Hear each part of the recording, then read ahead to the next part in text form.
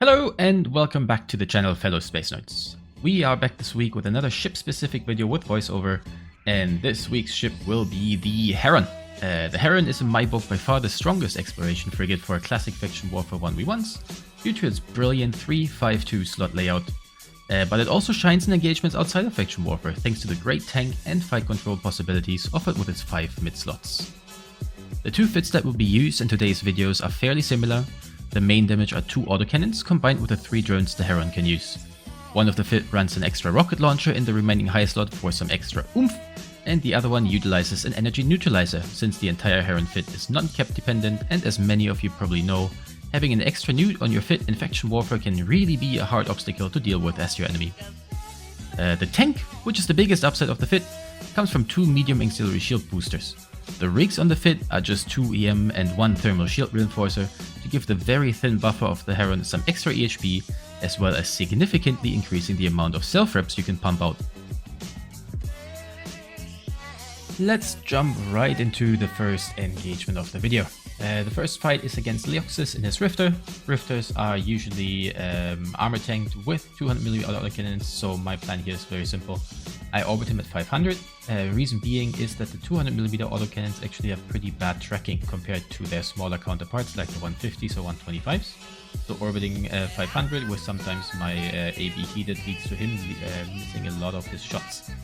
My autocannons are undersized, they're 150, and they're loaded with Republic Fleet Fusion, which means that I will most likely track better at 500, while I'm also in my optimal range for my newt.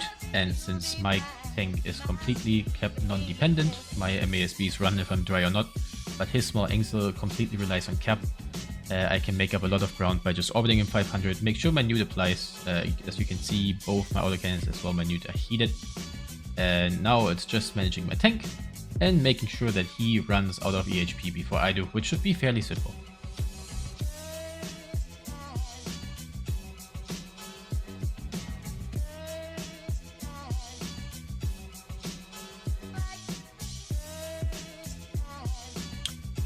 The second engagement of today's video is a lot more challenging than the initial Rifter fight. I'll be facing both a Condor as well as a Modest Navy in this one. They are flying together, so I am fairly certain that I'll be getting shot by both. Since I expect the Condor to be a lot less tanky than the Modest Navy, I'd select him as my primary target. I was under the impression that he would probably be a B dual web scram, as that is a normal fit for faction warfare, or a B tracking disruptor scram, but instead he turns out to be shield tank, which is really bad for me. I had warriors deployed as well as Republic Fleet Fusion loaded into my autocannons, which is obviously the good damage type if my enemy is, for example, a tank with a small auxiliary armor repair, but as it looks like he is medium auxiliary shield booster, so completely shield fit, which is why in the beginning of the clip I switched my warriors to acolytes. My tank, as you can probably see right now, is super struggling because the damage of the drones from the Modest Navy as well as the rockets from the Condor is really getting to me. So right now I'm heating everything, making sure that the Condor goes down right here. The problem is that at this point I'm already run through at least, I would say, 60% of my tank. And now I really don't want to bail. I feel like I have a chance to win this fight. The only win con for me right now is that my first MASB, the one on the left that's currently reloading, gets through its reload before I run out of charges on the second one. So right now I'm trying to orbit the guy 500, maybe nuding out any potential blasters or anything that he might have, and just praying to God and crossing my fingers that the last shield boost I just got is enough to get through the reload. And as you can see here, I'm on 3 seconds, I'm almost through the reload, but legit 1 second before I get it off I die, so I give him a good fight. After narrowly missing the mark in that 2v1 just before, I was eager to get redemption for myself, and let's call it my failure. So I engaged a Rifter shortly afterwards in Max Ibanez from Shadow Cartel. I did see a Tormentor on scan just before I slid, so I'm expecting this to turn either into a third-party Fiesta or a 1v2 in the near future. So while engaging him and doing the same thing as my first fight, I'm already spamming my D-scan, as you can probably see on the left, because I want to know when the Tormentor comes in, because I have to make a plan B. That happens right now. And now my plan changes, because once the Tormentor comes in, the Tormentor immediately turns into the main threat. Reason being is if he pulls range, he will track me really well, and he deals a lot more damage than the Rifter. So You'll see here in a second, the Tormentor will slide. I already turned my orbit a little higher on max, and now that the Tormentor slides, my immediate plan is super simple. I have to get on top of the Tormentor, I have to switch my E-ward to the Tormentor, and most importantly, get my nude on him. Tormentor uses lasers, which means if I get my nude on him, heated and ready, then he will run out of cap really shortly. So right now I still have my guns and my nude on the Rifter. That is because I want to finish him off, of course. And I can mitigate most of the Tormentor's damage by just orbiting him 500. His lasers won't track. So right here, I immediately switch to the Tormentor after finishing off the kill on the Rifter. It turned out, by the way, that it was a third party, the Tormentor horde on the Rifter, but actually didn't shoot him. He started shooting me right away. So I was basically tanking both the damage, even though they weren't together. The Tormentor, the second part of this fight, actually will be a really easy finish off, because me having more speed than him means he can't pull range on me, which also means that his guns don't track me. And both his guns, as well as his repairer, the small Angsel, are completely dependent on cap. So my nude is really doing most of the work here. He can't really tank, he can't shoot me. So at this point, he's dead in the water. But initially, as you saw, I immediately pulled my Scrambler Web off the Rifter. I put them on the Tormentor instead to gain this control. And if you don't do that, then you're dead. At this point, if you look at my D-scan, you can see that there's a Hook Bill and a Griffin Navy outside of the Plex.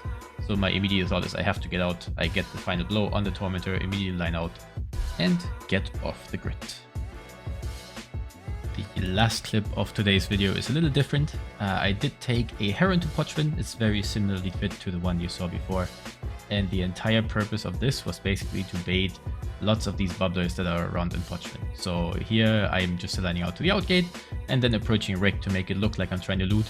And obviously the Saber cannot resist the Heron kill, immediately bubbles up, and I know it's time to get dirty. So here I'm still cosplaying, but now that the Saber finally aggressed me, I immediately lock it up and get my damage on him, thinking this is an easy kill. Because, you know, I have a lot of tank, I have a lot of damage myself, so orbiting him should just lead to an easy kill for me. So I switch to Barrage. I know that I can probably outrange him. He probably has hail loaded. I don't expect him to really change ammo types or something. Usually these bubbler pilots are not as intricate with their ammos and stuff like that as people are in Faction Warfare, for example. So I just orbit him at 7.5. I reload to Barrage and I try to slowly but surely whittle him down. What I at this point did not know is that, of course, the bubbler was not alone. Usually bubblers are flown with fleets. In this case it wasn't a fleet, but he did have a lot of bubbler friends, which now start trickling into the system. So you'll see now the Flycatcher just came in, and of course he is also a threat pilot. Now another Saber lands, also a threat pilot, and I'm starting to sweat a little bit. But I know that this guy is almost dead, so I will not run. I'm sure I can commit. Another Saber lands, and I'm starting to doubt my plan, since yes, they're all micro-warp fit, so they can basically ram me. I can't really do anything about it, so I know that very soon I'll be taking a lot of damage. So I'm starting to heat my autocannons to make sure that I can put out a lot of damage before I die, hopefully. But yeah, right now you can see my tank is really starting to sweat, especially since the Flycatcher got into range. His rockets will just apply to me whatever I do. But the Saber dies. I'm super happy. I switch here to the second Saber just to, you know, apply some damage before I die. But literally seconds later, I get absolutely demolished. So, while this last outro clip plays in the background, I really want to thank you for watching. I hope you enjoyed today's videos of the Elite Heron PvP. If you enjoy this kind of content, I have a lot of different videos uploaded to the YouTube channel. There's more voiceover, in quotation marks, educational content like this, but also a lot of different stuff like small clips that are a lot more edited than this, or also some recordings from classes we have in Silent Coalition for example, 1v1 PvP, Gate Etiquette, PvP in general. So feel free to check them out. Leave a comment with some suggestions if you have some kind of improvement for me. Maybe I'm always eager to learn more or hear what people like.